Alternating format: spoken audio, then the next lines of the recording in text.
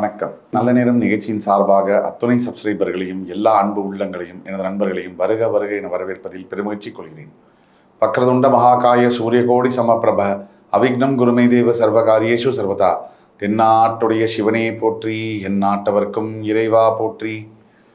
அன்பர்களே, என்னுடைய நண்பர்களே, இந்த புத்தம் புதிய காணொலியில் உங்கள் அத்துணை பேரையும் வரவேற்பதில் மிக்க மகிழ்ச்சி கொள்கிறேன்.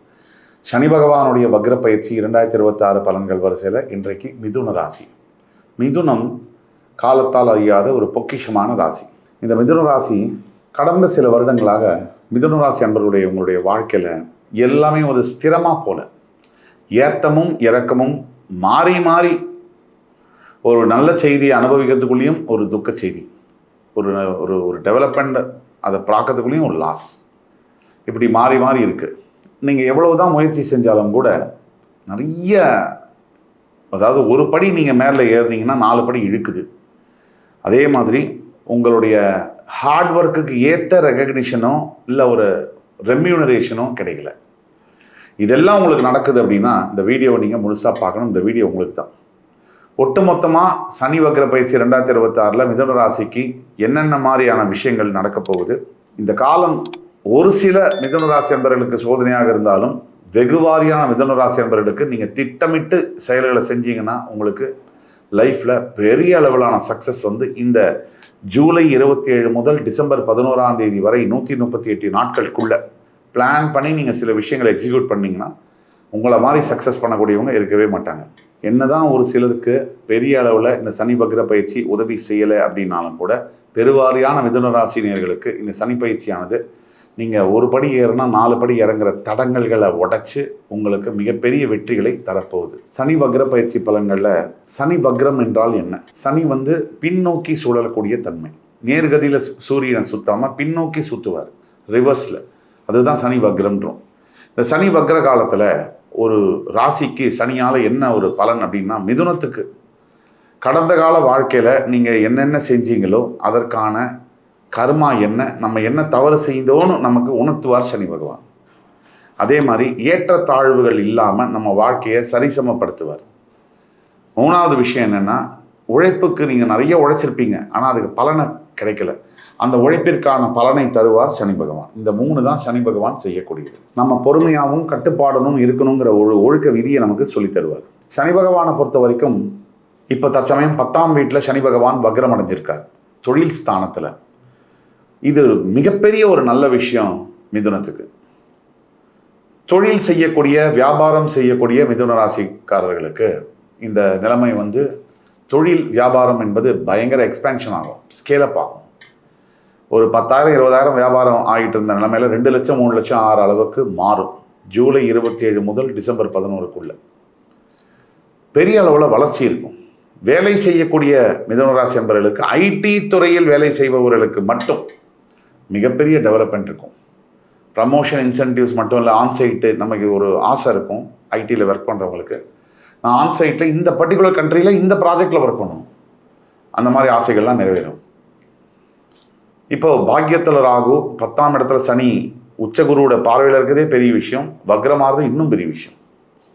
உங்களுடைய ஜென்ம குருவாக இருந்தவர் 2ஆம் இடத்துக்கு போய் குரு உச்சமானது உங்களுடைய 6, 8, 10ஆம் வீடுகளை பார்க்கிறார். இந்த சனி வக்ர பயிற்சியினால் மிதுனத்துக்கு எவ்வளோ பெரிய நன்மைன்னு சொல்ல பக்கங்கள் பத்தாது. கடன் தொல்லை, அதாவது 6ஆம் இடம் என்பது கடன், நோய்கள், மறைமுக எதிரி, இதை குறிப்பதாகும். இந்த 6ஆம் இடம் நோய்கள் நோய்கள் தீர்ந்து கடன் தொல்லையிலேருந்து நீங்கள் வெளியில் எதிரிகளை வெல்வது. யார் ஒருவன் எதிரியை வெல்றானோ அவன் தான் வாழ்க்கையில் பெரிய உச்சகட்டத்தை நோக்கி போகிறான்ட்டு தான் அர்த்தம். எதிரிகள் இருக்குன்னாலே நீங்கள் வளர்ச்சி அடைகிறீங்கன்னு அர்த்தம். கடன் பட்டார் நெஞ்சம் போல் கலங்கி நின்றான் இலங்கை வேந்தன்ற மாதிரி கடன் தொல்லை இல்லாத வாழ்க்கை தான் நிம்மதியான வாழ்க்கை. மிதுனத்துக்கு பல வருடங்களாக ஏதாவது ஒரு கடன் இருக்கும். மிதுனத்துக்கு ஏன் அந்த கடன் இருக்குங்கிறதுக்கு பல விளக்கங்கள் கொடுத்துருக்கும். தனஸ்தானம் கடகம், அதில் சந்திரன் 13 நாள் வளர்வார், 13 நாள் தேய்வார். அப்படி தான் மிதுனத்துக்கு ஃபஸ்ட்டு பாதி மாதம் நல்ல பணம் இருக்கும், அடுத்த பாதி மாதம் பணமே இருக்காது. அதை தவிர எங்காவது ஒரு இடத்துல ஒரு கடன் கூட இல்லாத மிதுன ராசி அன்பர்களை பார்க்கவே முடியாது. அது ஹவுசிங் லோனோ, பர்சனல் லோனோ, கன்சியூமர் லோனோ, என்ன லோன் வேணால் வச்சுக்கலாம். ஜுவல் லோனோ, லோன் அப்படிங்கிறது மிதுனத்துக்கு இருக்கும். அந்த லோன் கடன்லேருந்து வெளியில் வரக்கூடிய அற்புதம், அதிசயம் இந்த 138 நாட்களில் நடக்குது. எப்படி நடக்கும்? அதுதான் கிரகங்களுடைய வலிமை. அதுக்கு அடுத்தது பார்த்தீங்கன்னா எனிமீஸ், ஆப்போனண்ட் இல்லாமல் ஒருத்தன் வாழ்கிறான்னா அது பெட்டர் வாழாமே இருக்கலாம். ஏன்னா எனிமீஸ் இல்லாத ஒரு வாழ்க்கையில் சுவாரஸ்யமும் இல்லை, வளர்ச்சியும் இல்லை. எனக்கு எதுவுமே வேணாம் அப்படின்னா நம்ம தான் நம்மளோட முதல் எதிரி. நமக்கு எல்லாம் வேணும் அப்படின்னா உலகமே நமக்கு எதிரி. இந்த எதிர்ப்புகளை தாண்டி ஜெயிக்கிறது அப்படிங்கிறத நம்ம பொருள் சொல்கிறோம். நிறைய எதிர்ப்புகள் வரலாம், எதிரிகள் வரலாம். வாழ்க்கை முழுக்க ஒவ்வொரு கட்டத்திலையும் ஒவ்வொரு எதிர்ப்பையும் எதிரியையும் வீழ்த்த வேண்டும் அப்படிங்கிற உத்வேகம், ஒரு இன்ஸ்பிரேஷன் உங்களுக்கு இப்போ வரும். மோட்டிவேஷனாக நீங்கள் எல்லாத்தையும் ஜெயிச்சு முன்னேற போகிறீங்க. அதை பார்க்க தான் போகிறீங்க. அதே மாதிரி 10ஆம் இடம் தொழில் ஸ்தானம், கர்மஸ்தானம். இந்த கர்மஸ்தானத்தை உச்சகுரு பார்வை. இப்போ சனி வக்ரம். ஒரு கர்மஸ்தானத்தில் சனி வக்ரம் பெற்றா அது மிதுன ராசிக்கு என்ன ஆகும்?